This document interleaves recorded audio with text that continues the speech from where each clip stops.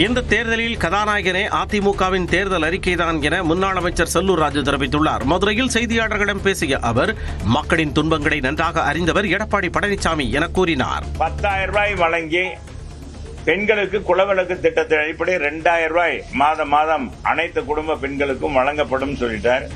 அதையும் ஒவ்வொரு குடும்ப அட்டைதாரருக்கும் பிரிஞ்சு வழங்குவோம் சொல்லியிருக்கிறார்.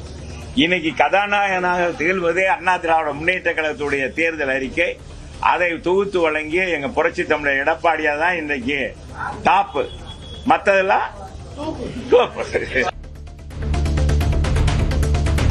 நாகை மாவட்டம் கீழ்வேளூர் அருகே சிறிய சரக்கு வாகனத்தில் சென்ற 20க்கும் மேற்பட்ட இளைஞர்களை தேர்தல் பறக்கும் படை அதிகாரிகள் தடுத்து கீழே இறக்கினர்.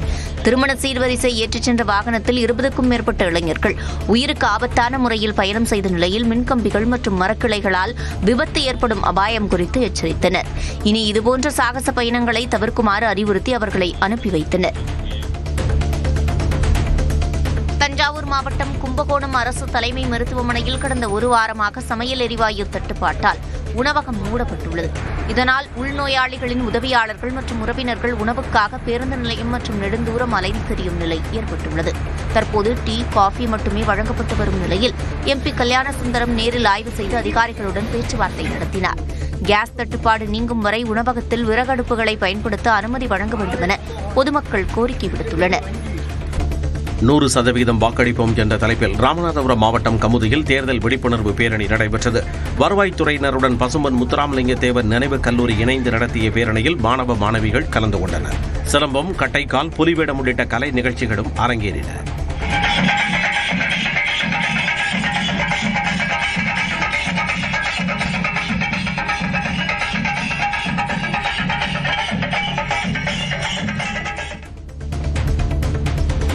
வேலூர் மாவட்டம் காட்பாடியில் வீட்டின் முன்பு நிறுத்தப்பட்டிருந்த இருசக்கர வாகனத்தை அடையாளம் தெரியாத நபர்கள் திருடிச் செல்லும் CCTV காட்சி வெளியாகியுள்ளது. உணவக உரிமையாளர் சதீஷ்குமார் தனது வீட்டின் முன்பு இருசக்கர வாகனத்தை நிறுத்தியிருந்தார். திடீரென்று அவரது இருசக்கர வாகனம் காணாமல் போனதைக் கண்டு அதிர்ச்சியடைந்தார். CCTV காட்சிகளை ஆய்வு செய்ததில் இருசக்கர வாகனத்தில் வந்த இருவர் பைக்கை திருடிச் சென்றது பதிவாகியிருந்தது. ராமநாதபுரம் மாவட்டம் திருவாடானை அருகே 3 வெவ்வேறு இடங்களில் வாகன சோதனையின் போது 3,70,000 ரூபாய் பறிமுதல் செய்யப்பட்டது. பட்டணம் காத்தான் பகுதியில் 1 லட்சம் ரூபாயும், தங்கச்சி மடத்தில் 1,56,000 ரூபாய், அச்சுதன் வயல் பகுதியில் 1,14,327 ரூபாயையும் தேர்தல் பறக்கும் படையினர் பறிமுதல் செய்தனர். இதனிடையே வேலூர் மாவட்டம் கொசப்பேட்டையில் தவிக மாவட்ட அலுவலகத்திற்கு அருகே அனுமதியின்றி வைக்கப்பட்ட பேனர்கள் மற்றும் சுவரொட்டிகளை தேர்தல் பறக்கும் படை அதிகாரிகள் பறிமுதல் செய்தனர். தொகுதி பங்கீடு குறித்து கூட்டணி கட்சித் தலைவரான சசிகலாவுடன் கலந்து ஆலோசித்து விரைவில் அறிவிக்கப்படும் என்று பாமக நிறுவனர் டாக்டர் ராமதாஸ் தெரிவித்துள்ளார். விழுப்புரம் மாவட்டம் தைலாபுரத்தில் பாமகவின் தேர்தல் அறிக்கையை வெளியிட்டு அவர் இவ்வாறு கூறினார்.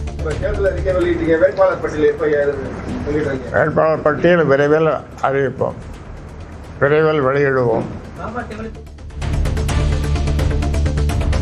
நீலகிரி மாவட்டம் உதகை அருகே மாயார் சாலையில் வாகனங்கள் செல்லாதவாறு வழிவிடாமல் நடுரோட்டில் அமர்ந்த கரடியால் பரபரப்பு ஏற்பட்டது.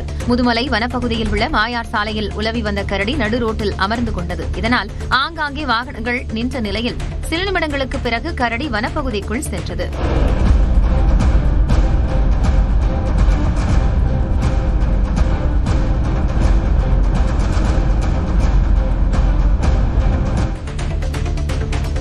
திருவண்ணாமலை அண்ணாமலையார் கோவிலில் பாமகவின் 2ஆம் கட்ட வேட்பாளர் பட்டியலை வைத்து பசுமை தாயகம் தலைவர் சௌமியா அன்புமணி சுவாமி தரிசனம் செய்தார்.